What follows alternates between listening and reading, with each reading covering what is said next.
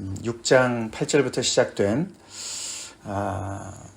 제사장 중심으로의 그런 5대 제사를 설명하는 내용이 이제 오늘 마지막 이제 화목 제물에 대한 이야기로 이제 본문이 진행이 됩니다. 내일까지 연결되는 말씀인데요.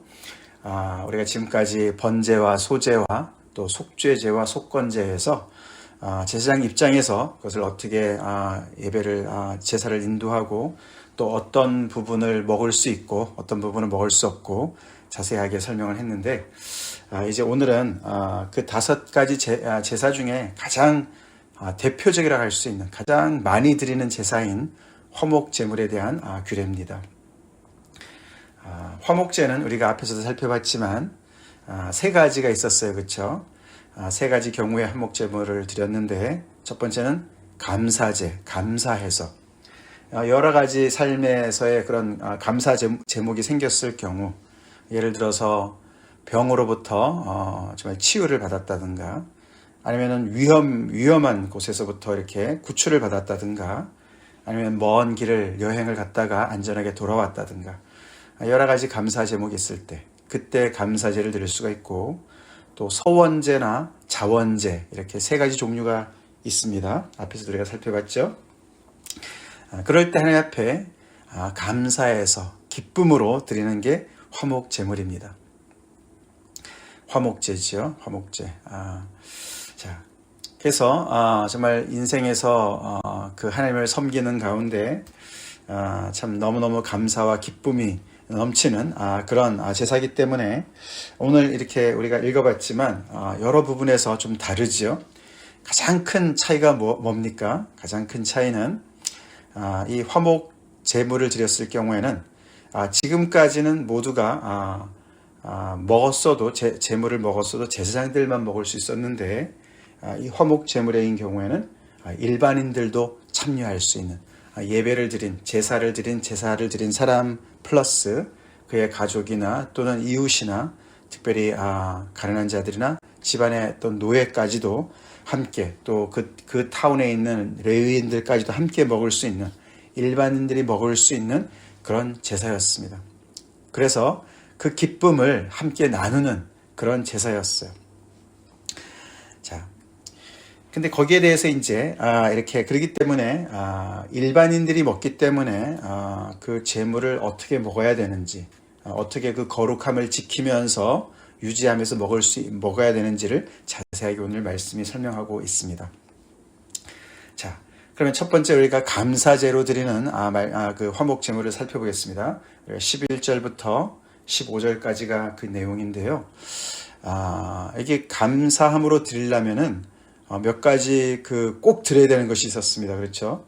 첫 번째는 기름 섞은 무교병, 그 다음에는 기름 바른 무교전병, 고운 가루에 기름 섞어서 구운 과자, 이 3가지. 이 3가지를 화목 제물과 감사 제물, 그 동물의 제물과 함께 드렸어야 했어요. 앞에서 우리가 살펴봤지만 3장에서 나왔죠. 3장 1절부터 17절에 나왔었는데 이들이 그 화목 제물로 사용했던 그 동물은 소인 경우는 암수, 그렇죠? 또 양인 경우도 암수, 그다음에 염소 이렇게 종류가 있었습니다. 그것만 드리는 것이 아니라 이렇게 무교병과 무교전병과 구운 과자 그것과 함께 또 4번째로는 유교병까지 드릴 수가 있었어요. 유교병 그렇게 4가지 종류의 과자 또는 그 떡과 함께 제물을 드렸다는 것이죠. 그래서 굉장히 특이합니다. 그렇죠? 유교병도 포함되어 있습니다. 지금까지 유교병은 한 번도 나온 적이 없어요. 그렇죠? 누룩이 들어간 떡이죠. 그러니까 맛있겠죠. 그렇기 때문에 이렇게 화목제이기 때문에 그 기쁨을 나타내는 그런 예배이기 때문에 맛있는 그런 유교병까지도 함께 하나님께 가지고 오라고 말씀을 하십니다. 자, 그 중에 그래서 4가지 종류죠. 그 전체 예물 중에서 하나씩 여호와께 거제로 드리고, 거제라는 걸 이렇게 들어 올린다 그런 뜻이 있는데요. 그걸 거제로 드리고 그것을 그 예배를 집전하는 제사장들에게 돌릴지다 그렇게 얘기합니다. 그래서 이 소제라고 할 수 있잖아요. 그렇죠? 이런 모든 것들 소제 중에 일부를 제사장들에게 돌리고 그리고 나머지 남은 것들, 그리고 또 뭐를 또 드립니까? 하나님 앞에 화목제를 드릴 때 앞에서 나온 대로 그 동물의 기름을, 그죠? 기름, 몸에 있는 모든 기름, 두 콩팥, 그 다음에 간 거풀, 이런 것들을 하나님께 불태워서 드리지 않습니까? 그렇게 드리고 나머지 그 고기는 감사함으로 다 같이 먹으라. 그날에 당일에 먹으라. 이렇게 얘기합니다. 여기에 이제 일부는 우리에게 내일도 나오지만 일부는 제사장들에게 돌리는 것이 있습니다만 많은 부분을 이 제사를 드린 사람이 드리지 않은 그런 나머지 그런 무교병이나 무교전병이나 구운 과자나 또는 유교병 남아있는 것들을 다 가지고 집으로 돌아가서 가족과 함께, 그것도 이웃과 함께, 가난한 사람들과 함께 나눴다는 것이죠. 근데 그때 한 가지 꼭 지켜야 될 것이, 이 감사로 드렸던 이 화목제는 그 모든 고기를 그날에, 그 당일에 다 먹어야만 된다고 규정하고 있습니다. 이제 그 부분이 밑에 나오는 서원제나 자원제랑 다른 것이죠. 그렇죠? 감사제로 드린 화목제는 그날 당일에 먹어야 되고, 서원제나 자원제로 드린 그 제물은 그 이튿날까지도 먹을 수가 있다고 얘기를 합니다. 그 차이가 있어요. 왜 차이가 있는지는 모르겠습니다. 그런 차이가 있습니다. 그렇죠? 그리고 서원제나 자원제인 경우에는 앞에 떡이 나오지 않습니다. 그렇죠? 무교병이나 무교전병이나 구운 과자나 유교병 얘기가 없습니다. 이제 그런 거 볼 때 이 감사함으로 드리는 제사가 자원제긴 하지만서도 그래 조금 더 어떤 그런 그 의무가 담겨 있는 어떤 그런 제사가 아닐까라고 생각을 하는 것이죠. 그래서 이렇게 네 가지 종류의 그런 떡을 함께 갖춰서 모두 가지고 와서 그걸 드려야 된다고, 그리고 그날 당일에 먹어야 된다고, 이렇게 조금 더 규정이 더 강화되는 것을 볼 수가 있죠. 자, 그렇게 해서 하나님의 화목 제물을 드리라고 얘기를 합니다. 자, 서원제나 자원제인 경우에는 그런 얘기가 없고 그 이튿날까지 먹어도 되고, 근데 셋째 날이 넘어가면은 그 남은 고기를 불사르라고 얘기를 합니다. 만약에 그렇게 되지 않으면, 그걸 불사르지 않고 그때 뭐까지 먹으면은 그것은 하나님 앞에 제사를 드렸어도 오히려 가증한 것이 되고, 그것을 먹는 자가 그 죄를 짊어져야 된다라고 경고를 하시는 것이죠. 일반인들이 그 제사를 드린 사람이 가져간 그 고기이기 때문에 그것을 어떻게 처리할지를 아무도 몰라요. 그렇죠? 그래서 이렇게 하나님께서 엄중하게 설명을 하시는 것이죠. 경고를 하시는 것이죠. 그것을 잘 지키라고 말씀을 하시는 것입니다. 자, 사실 예를 들어서 소를 드렸다, 숫송아지를 드렸다, 암송아지를 드렸다 이러면 그 양이 얼마나 많습니까? 그렇죠? 그걸 어떻게 당일에 다 먹겠습니까? 그러니까 당연히 혼자 먹지 말라는 것이죠. 그리고 그것을 아끼다가 그날을 넘기거나 그 이튿날을 넘기지 말라는 것이죠. 그러니까 뭡니까? 모든 사람들 다 함께 초대해서 그 기쁨을, 감사를 함께 나누라고 얘기하는 줄로 믿습니다. 그렇죠. 그렇기 때문에 이 화목제가 그렇게 정말 너무너무 그 공동체에 어떤 활력을 줄 수 있는, 그리고 일반인의 입장에서는 어쩌면 이것이 고기를 먹을 수 있는 유일한 기회였다고 그래요. 그렇겠죠, 그죠? 언제 고기를 먹겠습니까? 그 귀에서도 그렇고, 또 그들이 고기를 그렇게 짐승을 아무 때나 잡아서 먹을 수 있는 것이 아니었습니다. 자, 그렇죠? 그게 피를 다 빼야 되고 이런 여러 가지가 제약이 있었기 때문에, 그렇죠. 그래서 그 기쁨을 함께 이웃과 정말 풍성하게 나누라고 하나님께서 이런 또 규례를 주신 줄로 믿습니다. 자, 그러면서 19절 계속되겠습니다.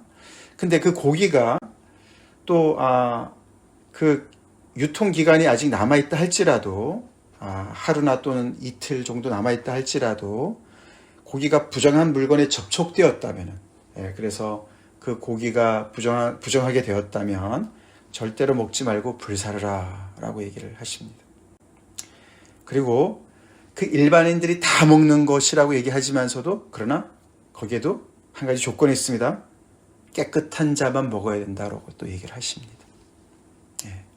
그러니까 조건들이 여러 가지가 있어요. 그렇죠? 감사제인 경우는 그날 당일에 일반인들이 먹을 수 있지만 깨끗한 자만이, 그리고 이 고기가 정말 거룩한 것이기 때문에, 하나님께 드려졌던 것이기 때문에 부정한 것이 닿으면 그것은 태워버려야 되는 그런 규정을 자세하게 설명을 하십니다. 깨끗한 자만 먹을 것이니라. 일반인들 중에서도 부정한 자는 먹을 수가 없다. 만일 몸이 부정한 자가, 이렇게 나오죠. 20절에 여호와께 속한 화목제물의 고기를 먹으면 그 사람은 자기 백성 중에서 끊어질 것이다. 누가 깨끗하고 누가 부정합니까? 이것은 어떤 하나님 앞에 그런 어떤 그 정결 예식에 따른 그런 기준이죠. 우리가 나중에 12장부터 15장에 나오는데요. 11장 이후부터 이제 정한 것과 부정한 것이 이렇게 구별돼서 나오는데, 어떤 짐승은 정하고 어떤 것은 부정하고 이런 얘기 자세하게 나오지 않습니까? 거기에서 몸이 부정한 자들이 나옵니다. 예를 들어서 유출병자라든가 문둥병자라든가 아니면 생리하는 여자라든가 이런 모든 것들이 부정한 것으로 간주되었습니다. 그런 사람들은 그 하나님께서 말씀해 주신 절차를 따라서 먼저 정하게 된 다음에 이런 교회에 참여할 수 있다라고 말씀을 하시는 것이죠. 즉 자신을 살펴서 자기 자신이 지금 하나님의 그 거룩하심 앞에 나올 수 없다면은 그 죄 먼저 그 부정한 것부터 해결한 다음에 나오라고 엄중히 경고하십니다. 만약에 그것을 대충 생각하고 그냥 아무 생각 없이 그냥 그것을 먹게 되면은 자기 백성 중에서 끊어질 것이다. 하나님께서 이 말씀을 앞으로 레위기에 굉장히 많이 나옵니다. 거의 30번 반복이 돼요. 그 말을 이제 가장 어떤 그 최고의 그런 수위로 경고를 하시는 거예요. 백성 중에서 끊어질 것이다. 이것은 어떻게 보면은 그 백성 중에서 이렇게 퇴출당한다 이런 말도 있겠지만, 그보다도 어떤 그런 죽음을 이야기하는, 그래서 그 모든 자기 자신뿐만 아니라 어떻게 보면 그 가게가 다 끊어질 수도 있는 그런 엄청난 경고를 하시는 거예요. 다시 말해서 하나님의 거룩하심을 침범하는 그 죄에 대해서 물으신다는 것이죠. 그러니까 이게 그냥 일반 고기겠거니 해서 먹어서는 안 되는 것이죠. 하나님께 드려진 것이기 때문에 그들이 하나님의 그 거룩하심 앞에 나올 때는 제사장들이 늘 목숨을 걸고 하나님 앞에 나오듯이 일반인들조차도 그렇게 하나님 앞에 나와야 된다고 분명히 경고하고 계세요. 우리가 신약의 말씀으로 우리가 연결시킨다면은 우리가 성만찬에 참여할 때 그 말씀이 있지 않습니까? 그렇죠? 우리가 주님의 몸에 참여할 때 그냥 아무 생각 없이 나와서 먹으면 안 되죠. 여기 이렇게 고린도전서 11장에 나옵니다. 11장 27절 28절. 그러므로 누구든지 주의 떡이나 잔을 합당하지 않게 먹고 마시는 자는 주의 몸과 피에 대하여 죄를 짓는 것이니라. 사람이 자기를 살피고 그 후에야 이 떡을 먹고 이 잔을 마실지니 주의 몸을 분별하지 못하고 먹고 마시는 자는 자기의 죄를 먹고 마시는 것이니라. 그래서 우리가 성만찬 할 때도 우리 자신을 살피고, 내가 하나님 앞에 지은 죄가 있으면 자복하고 회개하고 하나님 앞에 나와야지, 그냥 자기가 죄진 상태에서도 그 거룩하신 것을 아무런 생각 없이 그렇게 먹고 마시면 자기 죄를 먹고 마시는 것과 일반이다 라고 경고를 하시는 것이죠. 그리고 21절에 만일 누구든지 부정한 것, 곧 사람의 부정이나 부정한 짐승이나 부정하고 가증한 무슨 물건을 만지고 여호와께 속한 화목제의 고기를 먹으면, 즉 자기 자신은 깨끗하지만 부정한 것과 접촉이 되어서 짐승의 사체를 만졌다든지 아니면 아까 부정한 사람과 접촉이 되었다든지, 그래서 간접적으로 그것이 이렇게 오염이 되었다면 그 사람도 똑같이 그 화목제물의 고기를 먹어서는 안 되는 것을 얘기하는 것이죠. 그래서 그 사람도 자기 백성 중에서 끊어질 것이다 라고 경고하십니다. 자, 그러면서 이제 그 화목 제물 중에서 이제 기름은 다 하나님께 드리지 않습니까? 그래서 이제 여기 뒤에 22절부터 27절까지 다시 한번 하나님께서 앞에서 경고하셨던 말씀인 기름과 피에 대한 규례를 명확하게 확대 해석해 주십니다. 그게 3장 17절 말씀이었어요. 그렇죠? 3장 17절 한 절로 얘기하셨는데 제가 읽어드리겠습니다. 너희는 기름과 피를 먹지 말라. 이는 너희의 모든 처소에서 너희 대대로 지킬 영원한 규례니라. 하나님께서 기름과 피는 먹지 말라고 말씀하셨는데 그 말씀 오늘 본문에서 좀 더 자세하게 설명하시죠. 자, 이스라엘 자손에게 말하 이르라. 너희는 소나 양이나 염소의 기름을 먹지 말 것이요. 스스로 죽은 것의 기름이나 짐승에게 찍힌 것의 기름은 다른 데는 쓰려니와 결단코 먹지는 말지니라. 기름은 하나님 앞에 드리는 모든 제물의 기름은 하나님께 다 태워서 드렸어야만 했고요. 그렇죠? 근데 그냥 스스로 죽은 동물을 어떻게 합니까? 너무 아깝잖아요. 그렇죠? 그건 하나님 앞에 드릴 수가 없어요. 그죠? 흠 없는 것만 드릴 수 있으니까. 그러니까 하나님 앞에 드릴 수 없으니까 그 기름은 먹어도 되는 거 아니냐? 아니면 짐승에게 뜯겨가지고 죽은 짐승들, 그런 경우도 그 기름은 어떻게 하느냐? 하나님께서 다른 데는 써도 먹지는 말아라. 왜냐하면 그 기름은 가장 귀한 거기 때문에 하나님께 드리라는 얘기죠. 다른 데 어떤 용도로 썼을까?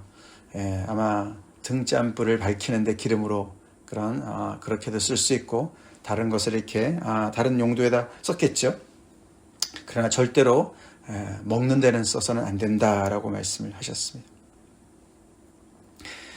이렇게 경고를 했는데도 기름을 먹게 되면 자기 백성 중에서 끊어질 것이다. 또 다시 한번 경고가 세 번째로 나오지요. 그 다음에는 피는 절대로 무슨 피든지 먹지 말아라. 피를 먹는 사람이 있으면 그 사람은 다 자기 백성 중에서 끊어질 것이다. 다시 한번 또 경고를 하시죠. 왜 그렇습니까? 피는 생명이 담겨있기 때문에 그렇죠.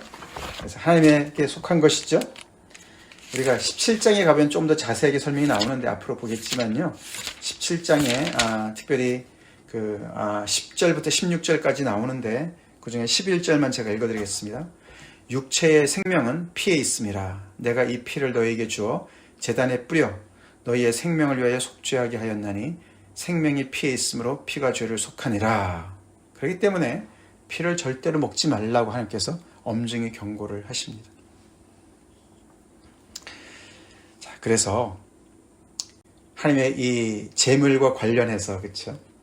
어떤 부분은 하나님께 드려야 되고 어떤 부분은 제사장들만 먹을 수 있고 어떤 부분은 일반인들이 먹을 수가 있고, 그렇지만 어떤 조건 하에서 먹어야 된다. 어떤 유통기간도 있고 장소도 어떤 경우는 회막 안에서 제사장들이 먹어야 되는 것이 있고 어떤 거는 집에까지 가져갈 수 있지만 거기서도 깨끗한 자들만이 먹어야 된다. 그렇게 해서 이 하나님의 거룩하심을 침해하지 않으면서 그 하나님의 거룩하심에 참여할 수 있도록 그것을 계속해서 확장해 나가는 그런 내용들을 자세하게 설명하고 계시고, 그 중에서도 절대로 먹어서는 안 되는 기름과 피를 하나님께서 이렇게 말씀하시면서 하나님께 꼭 드려야 되는 그것을 침해해서는 안 되고 하나님의 것을 도둑질해서는 안 되고 그것을 자기가 정말 자기 것으로 만들어서는 안 되고, 이런 부분을 자세하게 설명을 하시면서 이 하나님의 예배드리는 모든 것들이 하나님의 그런 규례에 맞춰서 그 하나님의 거룩하심에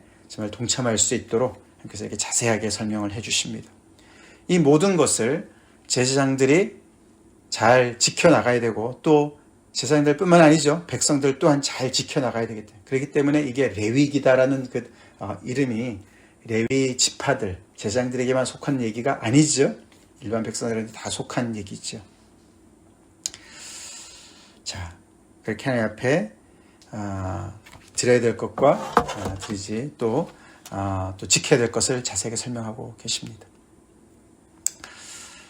자, 그렇게 해서 우리가 내일 또 잠깐 나오지만 화목제물까지 이렇게 살펴보았습니다. 우리가 하나님 앞에 드리는 예배에도 기쁨과 감사가 있습니까? 그리고 우리도 이렇게 정말 하나님 앞에 늘 예배를 드리지만 또 우리가 특별히 감사해서 드리는 예배, 그런 예배가 또한 있습니까? 살펴봐야 되겠죠. 그리고 그 기쁨에 또 정말 얼마나 내가 그 기쁨을 이웃과 나누고 있는가, 그런 것도 우리가 살펴보면서 하나님 앞에 또 더욱더 풍성한 예배를 드려야 될 줄로 믿습니다. 자기 백성 중에 끊어질 것이다. 하나님께서 이렇게 정말 경고한 그런 죄악들이 있습니다. 그런 죄악들이 오늘날 우리에게는 어떤 것이 해당이 될까요? 정말 하나님께 꼭 드려야 되는, 하나님의 것을 침범하지 말아야 되는 것들이 무엇이 있을까요? 그런 것들을 우리가 생각해 보면서 오늘 말씀도 우리가 같이 묵상하며 기도하겠습니다. 다 같이 기도하겠습니다. 하나님 감사합니다. 우리 삶에 많은 감사 제목을 주신 하나님 아버지, 그 감사를 우리가 마음으로도 드리지만 또 우리 아버지 가장 귀한 것으로 또 주님 앞에 드리며 아버지 또 그 감사에 아버지 이웃을 또 초대하며 함께 그 감사를 나눌 수 있는 그런 풍성한 예배가 저희들 가운데도 더욱더 넘치길 간절히 기도합니다.